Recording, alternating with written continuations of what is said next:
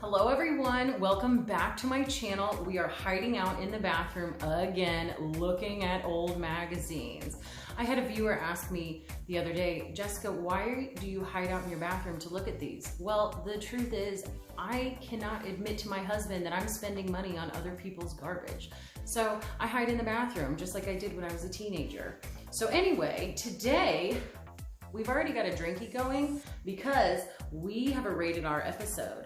We are looking at a June 1997 Cindy Crawford on the cover, Cosmopolitan. That is right, we're gonna be getting into the rated R stuff. So we've got an X-rated survey apparently where 2,000 men are gonna tell us how to flip their switch. Okay, I don't know if I need that advice anymore, but let's see if some things still apply. We're also gonna be looking at relationship mistakes that smart women make. Of course, we're gonna be looking at ads because those are always the best. So let's get into it. But first, we gotta get ready. Okay, so I don't know if anybody remembers this as vividly as I do, but this is what we're going for today.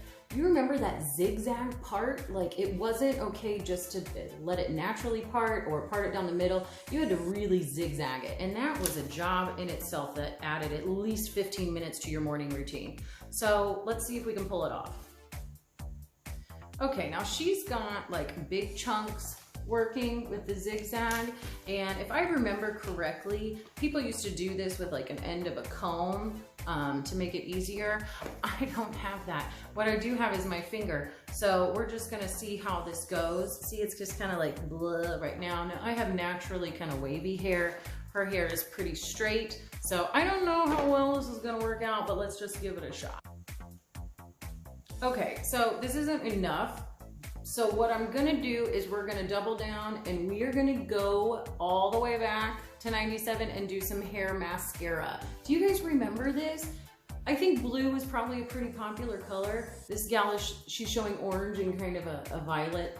I don't have any hair mascara because it probably would be really dangerous at this point. But what I do have again is my Disney Villains collection. And so instead of mascara, we are gonna use just some of the palette.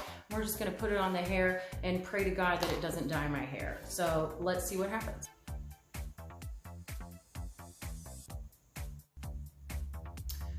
Okay, this is kind of garbage, but this is as good as it's gonna get because I don't have the real thing. So we've got a few purple streaks.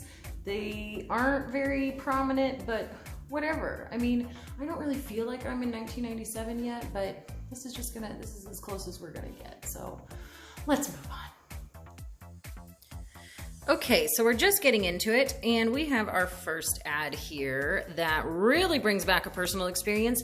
Nair. I don't know if anyone has ever used Nair. They've since 97 improved the recipe or whatever, the formula. I did this when I was young and the directions, I believe, if memory serves, said to like leave on for 10 minutes maybe.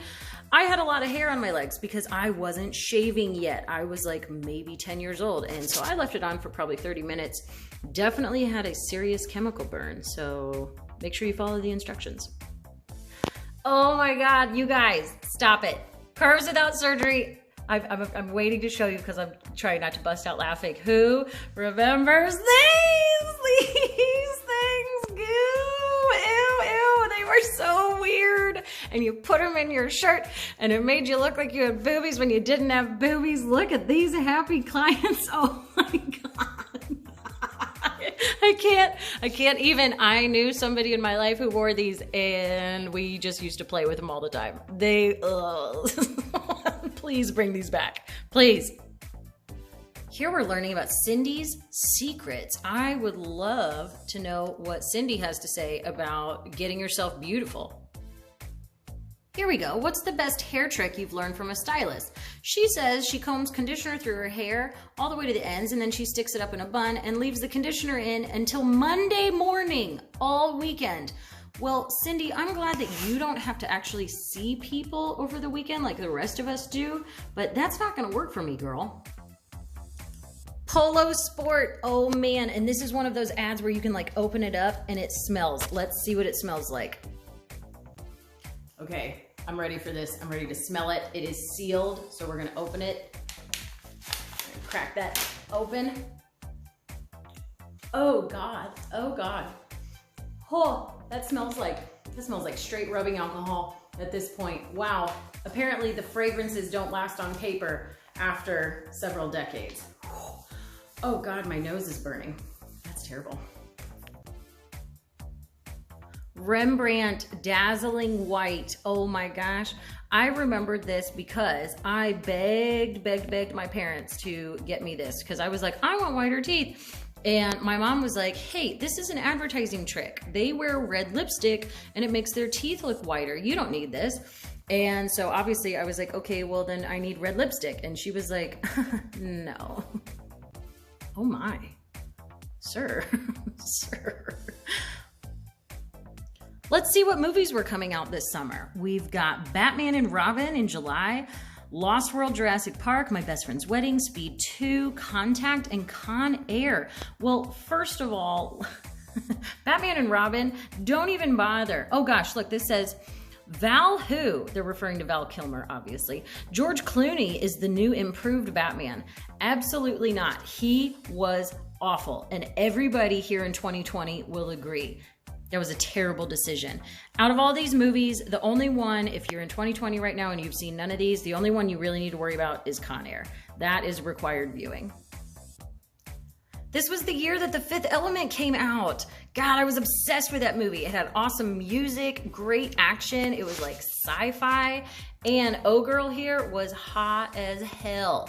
And she had some really great lines in the movie, even though she spoke a different language. One of my favorites was Multipass. Oh, brother. Do you guys remember this trend where people would wear contacts that were colored and they would change their eye color? Look, we got a coupon here for 3 pairs of disposable colors for free. That's a $34.50 value. Let's get on it. It's an ad for a Plymouth. A Plymouth. When was the last time you saw one of these? Okay, more advice. How to get into star-studded events free. Call your local theater management to volunteer as an unpaid usher. What? Offer to work at the Sundance. Work as a ticket taker. You guys, you're not listening to us. We want to get into it for free, where we actually get to enjoy the star-studded event. This is garbage advice. Ooh, 7 sexy moves that drive men wild. My lover secretly had nude pictures of herself taken and then innocently asked me to pick up the developed film. What a trip, says Ben, age 25. Now we just send nudes. Who remembers the Downy Ball? Oh, the Downy Ball. I wanted one of these so bad because the commercial on TV was actually really good and it made it seem like you really needed one.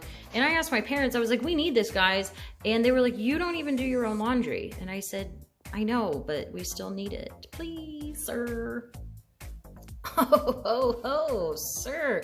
Don't make a move without it. Preferred stock. A man's cologne from the House of Stetson. Wow. Oh, pretty bold of you, sir, to be tucking in your shirt with no belt.